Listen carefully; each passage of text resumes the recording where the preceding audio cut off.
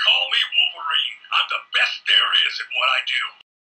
Is that the best you got? Don't make me pop my claws. Back off, bub. Whoa, easy guys. The only way to figure out which one of you is best is with an action figure comparison. So on the left of the screen we have Toy Biz's Marvel Legends Series 4 Brown Costume Wolverine from 2004, and on the right of the screen is Hasbro's Target exclusive Marvel Legends Red Hulk Series Tiger Stripe Wolverine. Two of Wolverine's most classic costumes, but which version is best? And you probably don't have to be that eagle-eyed to notice they're actually from the same mold. So in the sculpt, no margin in difference, yet an obvious difference being the shoulder armor pieces glued to the shoulders of Hasbro's Tiger Stripe Wolverine. Beyond that, the differences can be seen in the deco, and I just don't mean the colours of the two costumes. Looking real close, and Brown Costume Wolverine has a higher level of paint application. You can see that in the face with the accent on the lips, and the paint just better complements the face sculpt, with the Tiger Stripe one looking much flatter in comparison. What I feel is a misstep with the paint though is the veins on the Brown Costume one. Toy Biz often painted veins blue, and to me it's a level of detail I just find jarring. The Toy Biz does win with the arm hair though, with it looking a bit more naturalistic. The hair on the Tiger Stripe one looks more like a manscaped stripe. The Brown Costume one also has some paint shading to define the muscularity of the action figure. It's something the Tiger Stripe one would have really benefited from, making the yellow plastic look a lot less like yellow plastic.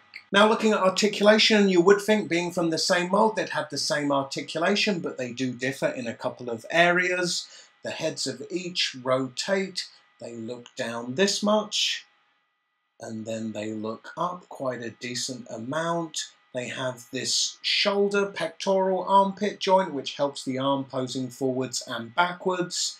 Both arms rotate and move up this much and then back down. There's upper arm rotation and then double jointed elbows, and then there's just rotation at the wrist, no wrist hinge, and then there are hinged fingers. The lack of wrist hinge seems like a total oversight, as what with Wolverine's claw slashing action, a wrist hinge would really help increase the level of posing you could achieve. And it's a shame with Hasbro's Tiger Stripe one that 4 years later they didn't seize this opportunity to not only reuse the mold but also perfect it. There's a rotating diaphragm joint, and maybe it's just on these versions, but only the Tiger Stripe one moves forwards and backwards. The Brown Costume one is quite frozen.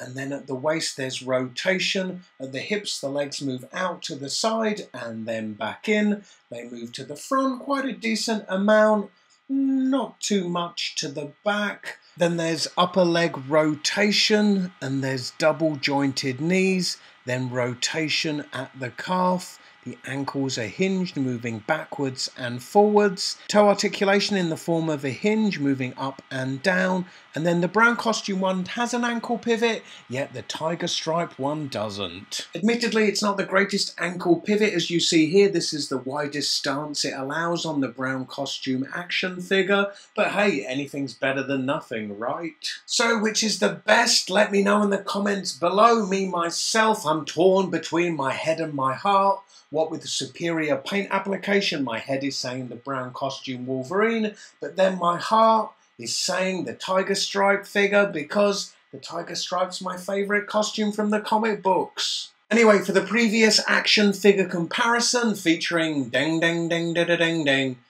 Iceman, click this video. Alternatively, check out the description beneath this video for links to my Facebook, Twitter and Instagram. Click those links and connect with me there too. Hope to see you in my next video.